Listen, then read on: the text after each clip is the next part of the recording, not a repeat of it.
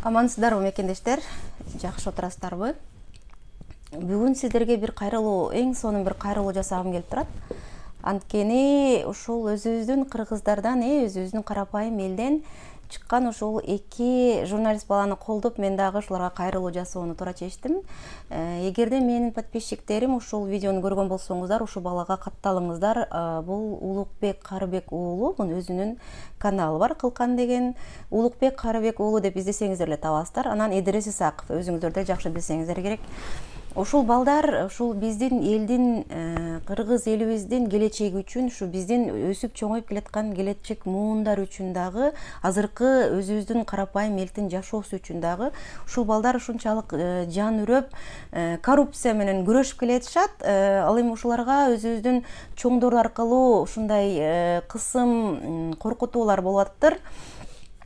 Ошого биз да кыргыз элим жөн карап турбастан, ушул балдарга колдоо көрсөтсөк, ушул балдардын каналына подписка болсоңуздар, ушул бардын алып бараткан иштерин көрсөңүздөр, кечеги эле ушул баланын эмесин ар бир чыгарган берүүлөрүн калтырбастан көрүп келем. Кечеги берүүсүндө айрыкча ушул онкология жака, Кыргызстандагы онкологиялык диспансерге барганда ошол видеосу ушунчалык жүрөгүмө мени да толкундатты. Анткени мен дагы ушул жолдон өткөнмүн. Себеби 2 жыл мурун жолдошум онкологиядан каза болгон, өзүңүздарга жакшы белгилүү. Бирок биз Москвада лечение кылган үчүн Москва менен ал эми Кыргызстандын медицина жагын жана коррупция жагын сиздерге бир аз түшүндүрүп, жеткиликтүү болуш үчүн сиздерге да бир аз айтып келгим келет. Бизде Кыргызстанда Кудай бизди бекерге жаратат. Кудайдан биз жаралып атканда бир сом акча биз эч кимге төлөбөйбүз. Ал эми жаралып ошол энебиздин курсагынан бөлүнүп чыгып аткандан баштап, башыбыз чыккандан баштап биз коррупцияда жүрөбүз да Кыргызстандачы. Ошо роддомдо дагы коррупция. Сүйүнчүсүнө бер, анысына бер, төрөгөнүнө бер, перчаткасына бер, тигисине бер, мунусуна бер. Ошондон башталат. Ушу бул дүйнөнү көз ачып, жарык дүйнөгө келип баштагандан эле ушу Кыргызстандан ушундай коррупцияга кабылып келет экенбиз. Ал эми ушу 30 жылдан берки болуп келаткан коррупцияга күрөшүп, ушул эки балабыз, чыган балдарыбыз чыгып атат.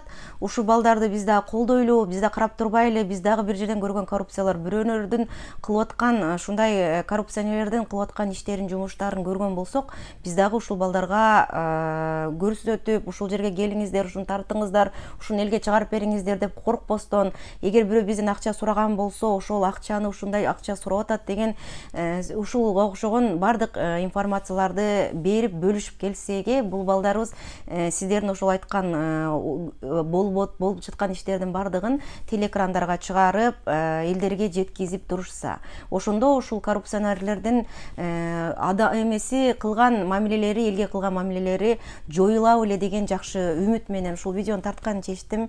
Анткени мен 2 жыл мурун жолдошум онкологиялык, бизде опухоль головного мозга, глиобластома деген менен оор диагноз менен чыкканбыз. Ал эми ошол эле жылы уулум, кичинекей уулум, төрөлгөн уулум Кыргызстандан төрөлүп келип, балам Кыргызстандагы врачтар кое албаган диагнозду, врачтар диагноз эмес, бала здоровый деп берген справка менен төрөлүп келгенбиз Москвага. Москвага келип, жөн эле бир грипп болуп ооруп калып эле больницага түшсөк, сен ушул Москвада грипп болуп ооруп калып эле больницага түшсөң, полностью бекер сени обследование кылат бизде. Ал эми Кыргызстанда акча берсең дагы ошону толук обследование кылышпайт экен. Себеби Кыргызстанда дагы 9 айлыгында балам болуптур. Төрөлгөндө баланын жүрөгүндөгү порок сердцени билишпесин, макул. Ал эми 9 айлык болгондо дагы ичи өтүп больницага түшкөн уулум Кыргызстанда, Жалал Абад шаарында. Бирок ошондо дагы доктурлар бүт обследованиясын кылбаган үчүн, жөнү гана ушу ичи өткөгүн гана айыктырып койгон үчүн бала толук кандуу ден соолугу чың деген справка менен келгенбиз да Москвага. Ошол менин баламдын ден соолугу чың деп эле жүрө берип, андан соң ушул бир аз сууга өткөзүп алып, ушул грипп болуп ооруп калдык ОРВИ менен. Ошол менен температурабыз көтөрүлгөндөн айлабыз кетип, скорый чакыра койсом эле скорый берди. Ушунчалык балдардын бир эле балдардын эмес, адамдын ден соолугуна ушунчалык кам көргөндүгүнөн скорый жаш балага температурасы 39га чейин чыгып атыптыр, больницага алып барып жатпасак болбойт деп туруп эле больницага алып кетип калды. больницага баргандан кийин эле мен ойлоп турмун мунун грибин ушул ОРВны айыктырат десем, жок, полный тырмагын учунан баштап чачынын учуна чейин бүт обследованиясын башташкан. Бекер 1 сом акча алган эмес. Ошол маалда баламын гражданство ала элек болчумун, биздин полисибиз да жок болчу. Полисибиз жок болсо дагы Москванын больницасы бизден 1 сом акча сурабастан баламдын ОРВсин эле эмес, баламын 4 диагнозун аныктап чыгарып берген. МРТны да бекер кылышкан, контрастный МРТны да бекер кылышкан, УЗИлердин бардыгын бекер кылышкан. Ошентип отуруп ошол баламын диагноздорун чыгарып беришкен да. Ал эми Кыргызстанда МРТга түшөм десең акча, буга түшөм десең акча, учуп Россияга барып, же бир жака барып, менет эмгек кылайын десең деле билеттин баасы паланча сом, анан ПЦРге акча бер, ага акча бер, окуу жайга тапшырайын десең ага деле акча бер, зачетко деле акча бер, буга деле акча бер, тияка деле акча бер. Эмне деген жашоодо жашап атабыз? Деги акча сурабаган адам барбы бизде? Билим берүүсү деле акча сураса, бир жерден концерт көрөлү десе, Идрис Исаковдун бир передачасы бар. Даже кинотеатрлардагы биздин ушул мамлекеттин ушул сонун театрлары дагы жанагы биздин кудулдар, артисттер ошол бизге концерт куруу үчүн дагы ошол жактардагы взятка экен да, бардыгы элечи. Ал эми ошол передачаларды көрүп отурсаң, ушунчалык Кыргызстан эмнеге эле биз бир сазга малынып калганбызбы деген ойлор келет экен. Ал эми жолдошум бул жерде онкологиялык ооруга кабыл болуп калдык. Кудайым, бирок биз аябай кеч билип калганыбыздын себеби 4-чү стадия менен билип калдык. Ошондо дагы биздиге доктор бетибизге эле айткан, бул 4-чү стадия болгондон кийин это нелечимый. Ушундай силердин диагнозуңар ушундай аябай. Бирок колубуздан келген аракетти кылабыз дешти. Колдорунан келген аракет бүт бардык процедуралардын бардыгын, химиотерапия, лучевая терапия, ар бир ай сайын жөнөкөй МРТ, контрастный МРТ, ага алып бар, УЗИге сал, бияка сал, тияка сал. Бирок ошолардын бардыгын ОМС менен гана, полис менен бекерге тапшырып келгенбиз, бекерге.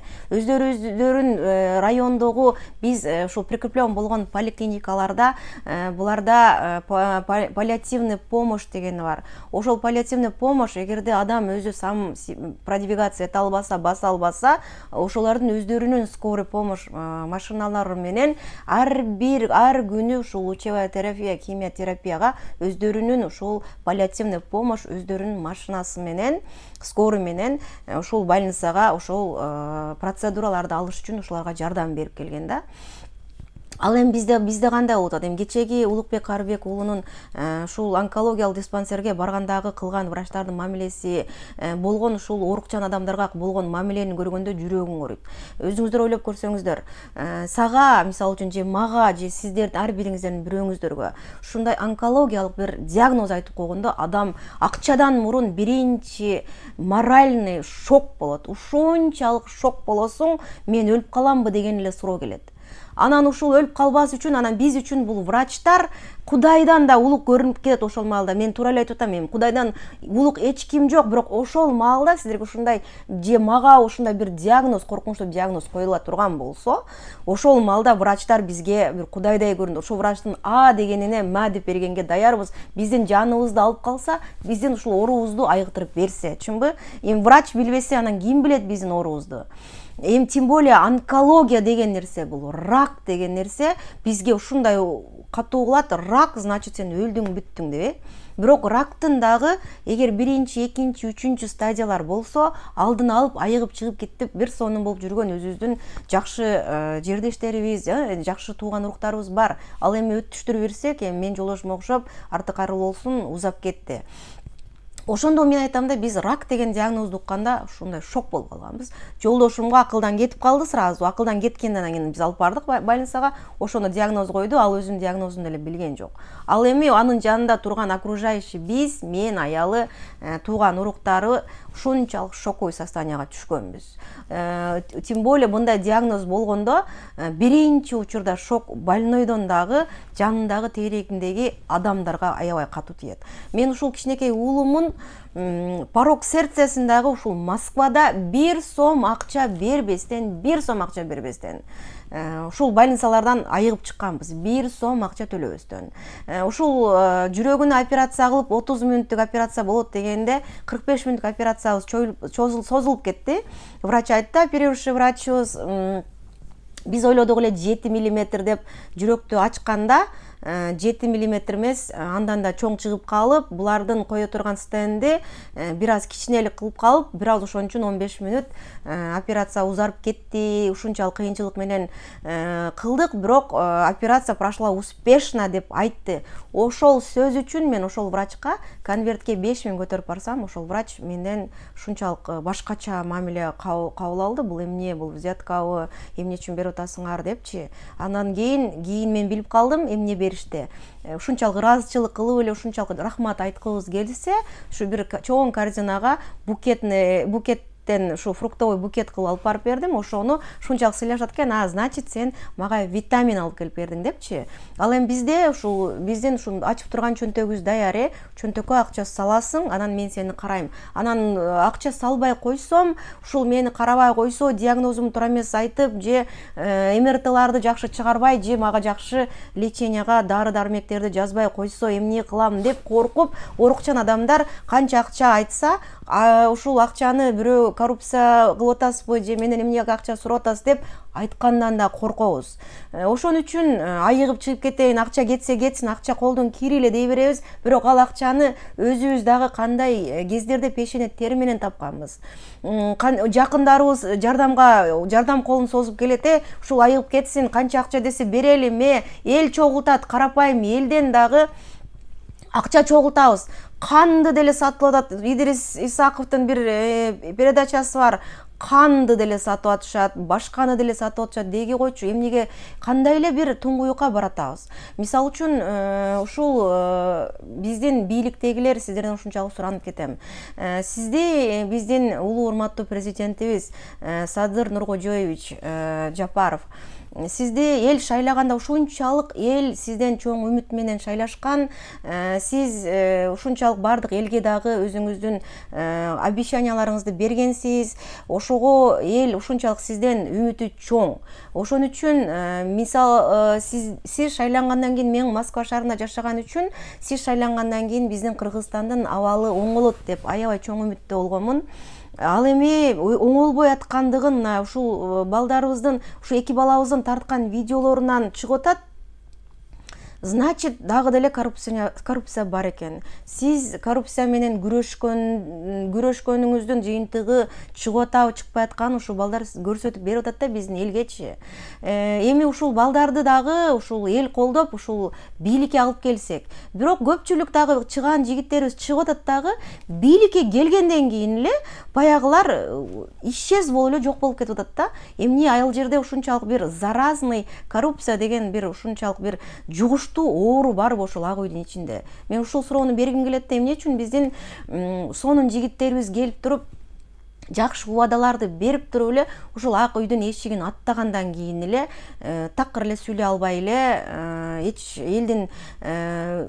элдин бир азыркы учурдагы абалын колдобой эле өздөрүнөн өздөрү эле жок болуп кетип атат да. Ошолордун баары эле коррупционер болуп чыгып кетип атышат. Эмнеге ал жерде ушунчалык бир киргенде эле бир сиздердин абаңыздарда ушундай бир заразный молекулалар, ушундай атомдор учуп жүрөбү деп мен ушул суроону бергим келет. Ал эми мен азыр коркуп калганым себеби, азыр ушу эки жигитти дагы элдин колдоосу менен күрүү кылып туруп шайласак, ичкери киргенден кийин сиздердин жана заразный ушул абаңыздар менен булгап туруп, ушул эки бала дагы сиздерге кошулуп, эч кандай бар жок таза, бар жок сонун бийлик иштеп атат деген ой менен калып кетпесин деп, ушул жагынан дагы аябай чочулаймын.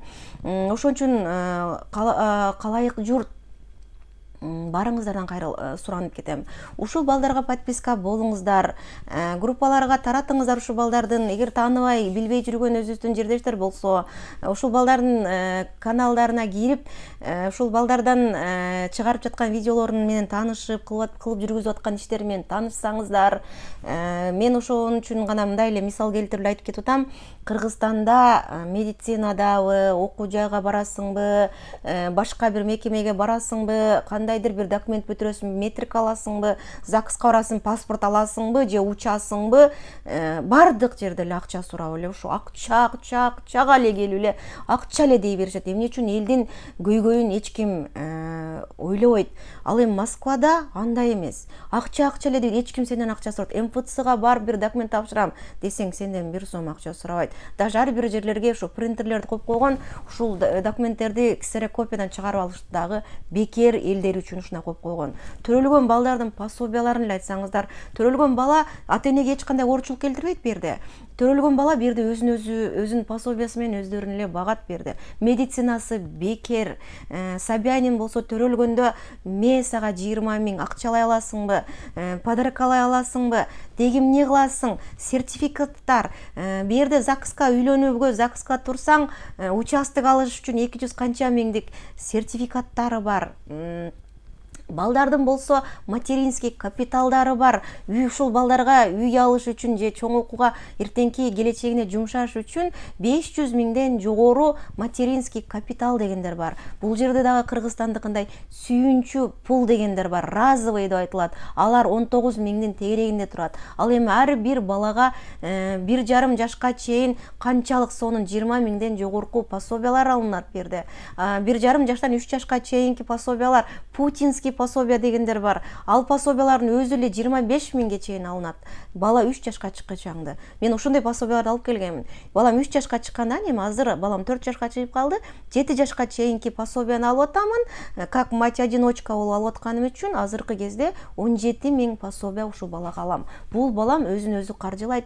Балам ооруп кала турган болсо, Кудай сактасын, ооруп кала турган болсо медицинабыз бекер. Садигибизге барабыз, садигибиз бекер. Бардык нерсебиз бекер. Москвада ошон үчүн эл андай эле көтөрүлүп, Россияда эл андай эле бунт чыгара бербейт. Кыйынчылык болуп баратса дагы, бирок мамлекет пенсияларды көтөрүп, пособияларды көтөрүп, аларын кылып, буларын кылып, ушундай жардамдарды берип, эгерде көп балалуу үй бүлө боло турган болсоң, жол кирелериң бекер. Мурун үй бүлөдө ата же эне бирөөсү гана бекер жол кире колдон алчу эле, азыр эми атага дагы энеге дагы берилип калган. Ушундай сонун жардамдар берилип турат. Пенсионерлердин дагы жол кирелери бекер. Поликлиникаларда ооруган адамдарга, пенсионерлерге дары-дармек бекер. Жаш балдарга дагы дары-дармек бекер. Бул жерде бизде дагы, Москвада дагы ушундай сонун фонддор бар. Жардам берүү, ооруп калган болсоң, диагноздоруңу, история болезньдерин баарыңын жөнөтүп, доходум жетпей атат ушу баланы айыктырып алыш үчүн десең, чисто жүрөктөн иштеп, акчаны сенин чогултуп колуңа бербейт. Сен ошо дарылаткан больницага төлөйт. Ошондо 1 сом акчасы жок. Айыгып чыга калса болот. Мен жолдошуму дагы ошо рактан 4-чү степени болсо дагы бекер бүт леченияларын бардыгын, дары-дармектерин бардыгын бекер алып, ушунчалык аракет кылдык, бирок Аллахым Кудайымдын буйругу экен, Кудайым алып кетем деп ушундай өзүнүн пендесин кайсы күн алып кетени өзү билет экен. Ошентсе дагы алып кетип калды. Бирок жолдошум каза болгондон кийин ушу кичинекей балам менен чоң уулум үчөөбүз ушул Москвада ачка болуп же бирөөдөн акча сурап отуруп калган жокпуз. Бул жерде ар жактан жардам. Эгерде малы бизнес ачам десең, малы бизнес ачып алыш үчүн банктардан да жардам. Сен эч жерге барсаң, сенден эч ким сенден 1 сом сурабайт.